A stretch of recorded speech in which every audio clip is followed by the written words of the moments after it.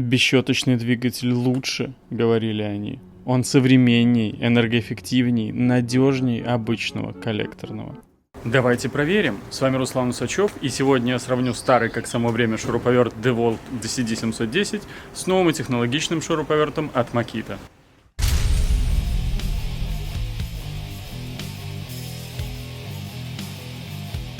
Сравнивать будем именно компактные линейки инструмента, а именно 10,8 вольт линейку. То, что у Makita указано 12 вольт, означает лишь более прозорливый маркетинг. На деле это такой же аккум, как и 10,8 вольт. Почему вообще это сравнение выходит? Сравнение щеточника с бесщеточником. Потому что на сегодня в нашем регионе у DeWalt нет маленьких бесщеточников в 10,8 вольт системе, а у Makita уже пару лет как есть. Стыдно DeWalt? Кстати, инсайт, новые модели скоро выйдут на рынок. Посмотрим, насколько эта бесщеточность решает именно в этом форм-факторе и при этом вольтаже, так как в 18-вольтовых решениях она прям точно лучше по большинству параметров. Итак, наш тест будет состоять из трех частей. Первая часть – тест на энергоэффективность. Мы проверим, сколько каждый шуруповерт закрутит на батарее 2H. Вторая часть – тест на мощность. Мы проверим, насколько будет закручен 8-мм шуруп в дерево. Ну и третья часть – тест на защиту от перегрузки. Мы проверим, как шуруповерты поведут себя при критической перегрузке. Доски размечены, можно приступать. Эти дни на улице просто аномальная жара. Больше 30 градусов вторую неделю. А тут еще и тучи. Ну ничего, справимся как-нибудь.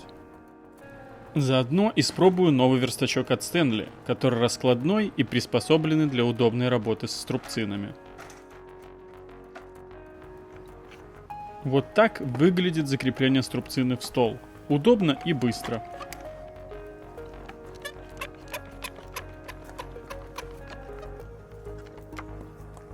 Ну вот, все приготовления наконец окончены, можем начинать тест на энергоэффективность. Работать буду с магнитным держателем шурупа от DeWalt, и это сильно мне поможет. Этот держатель позволяет работать одной рукой, и что более важно, он позволяет не придерживать шуруп пальцами при закручивании. Я буду ускорять видео в 20-30 раз, но даже при этом этот тест длился слишком долго. Я не ожидал, что макитовский шуруповерт продержится настолько долго. Вообще, этот тест был наиболее долгим из всех, что я когда-либо снимал. Общая длительность материала более 3 часов.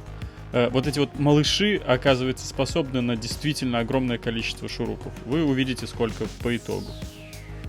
Вы знаете, в 30 мало. Буду ускорять в 100 раз.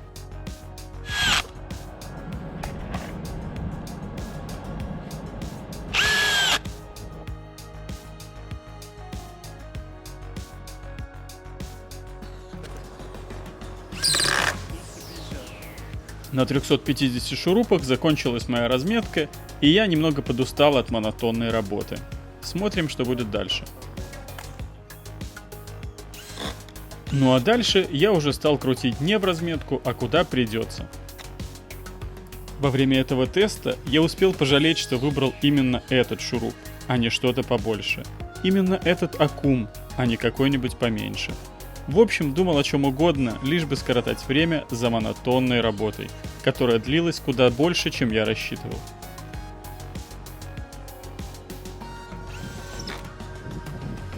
И вот я уже пошел в третий ряд, а шуруповерт все не садился. Кстати, хотелось бы отметить, насколько гладко работал шуруповерт. Не было просадок особо по оборотам, он вот был абсолютно равномерен в работе, очень приятное ощущение. Можно сказать, примерно до последних 10 шурупов не было и намека на то, что аккумулятор шуруповерта садится. И наконец этот действительно долгожданный момент настал. Обороты продолжали оставаться стабильными, но их количество уменьшалось.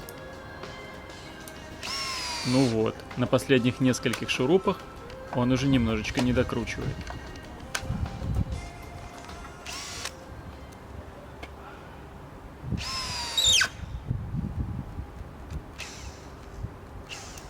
Есть, наконец-то. Макита, зачем ты делаешь такие шуруповерты? Надо же как-то давать людям отдыхать. Это просто монстр какой-то. Почти пачка шурупов на одном заряде. Ну и в числовом выражении получилось 844 шурупа с одного заряда. Офигенная вещь. Ну а теперь все то же самое, только с девольтом. Я ожидал разницу, по крайней мере надеялся на нее примерно в 40%. Поэтому решил использовать оставшуюся с предыдущего теста пилы доску. Она поуже изначально на ряд шурупов с первоначальной разметки. И снова ускорение, только сейчас уже в 200 раз. А потом еще и сочувствующий Дмитрий, который решил хотя бы соточку шурупов крутануть. За это все время я успел почувствовать себя станком по закручиванию шурупов. И вот так, потихоньку, доска закончилась, и, соответственно, мои подсчеты оказались неверны.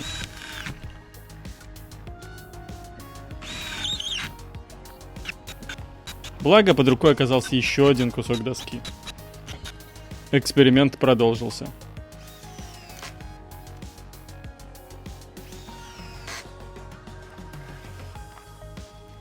Ах да, забыл сказать, крутим мы и первым, и вторым шуруповертом на второй скорости. И обороты у деволта не столь равномерны, как у Макиты, это заметно.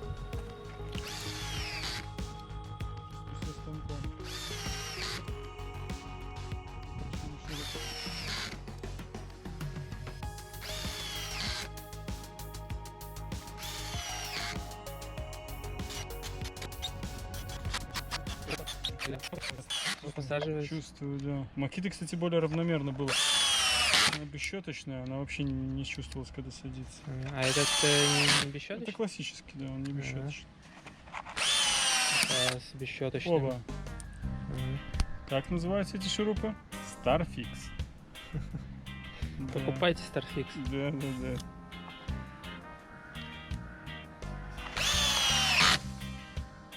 Ну, 1 из 1500. Ну да. В процентном соотношении вообще погрешность. Есть, смотри. Наконец-то.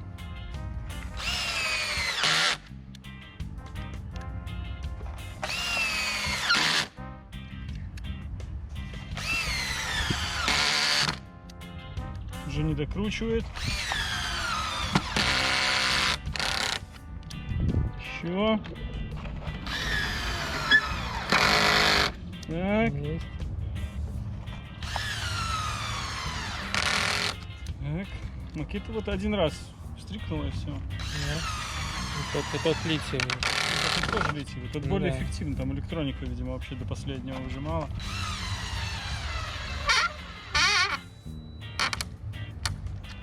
Ну все. Отлично. Да уж, действительно отлично, замечательно и превосходно. Самая нудная и сложная часть этого теста для меня закончена. В итоге девольт закрутил 673 шурупа на таком же 2-амперном аккуме, что и Макита. Итак, Макита на 25% энергоэффективнее благодаря своей бесщеточности.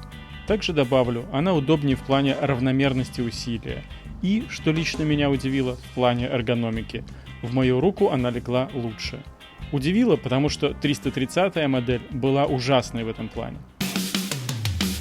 Ну а теперь, наконец, тест мощности и встроенной защиты. Для этого каждым шуруповертом мы попробуем закрутить по 8, 18 сантиметров длиной.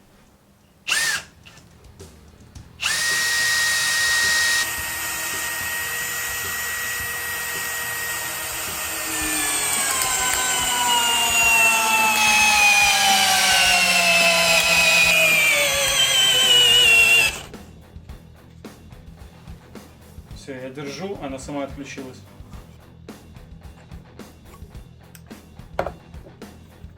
Видели, как быстро защита сработала у бесщеточника? Сейчас обратите внимание, как у предыдущего поколения от девольт сработает.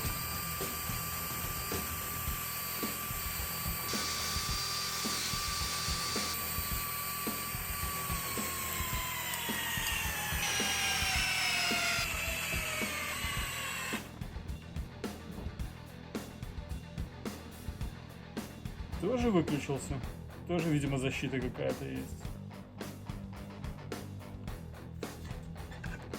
Вот Вот такая разница по мощности. Тут вы видите, насколько глубже закрутила Makita. Она действительно мощнее. Также видно, насколько позже срабатывает защита обычного шуруповерта. В конечном итоге именно эта задержка и повторяющаяся перегрузка приведет к тому, что двигатель сгорит. Для того, чтобы еще раз проверить защиту от перегрузки, переведем оба шуруповерта во второй режим, в режим сверления. Именно в этом режиме перегрузка будет наиболее ощутима. Начнем с Makita. Сделаем то, как делать нельзя. Сверление, вторая скорость и серьезная нагрузка.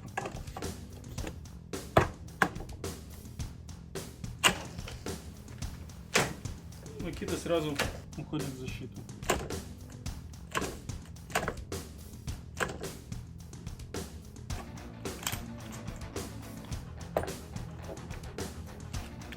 За подсветку классная Makita. 2 вольт. Не сразу, но тоже уходит. Оп. Да, дымок пошел. Если мы продолжим.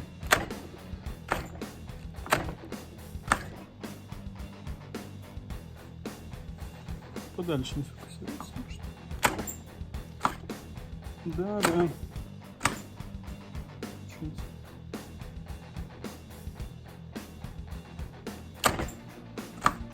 Отдымливает Makita при повторных перегрузках.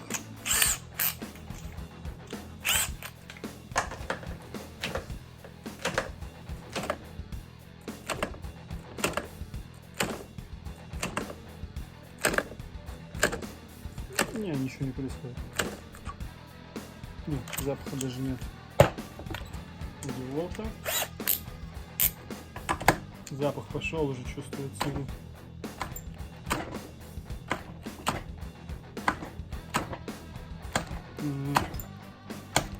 Защита есть, но она не спасет.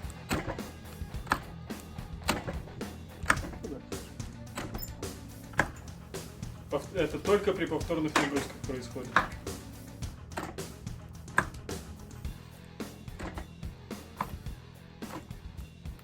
Все, разогрелся.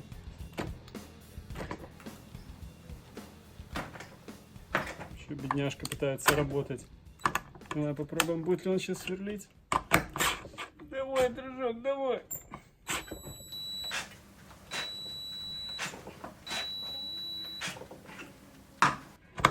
Давай мы так сделаем. Все.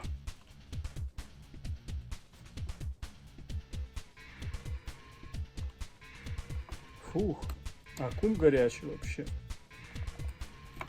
Какой тут нужно сделать вывод?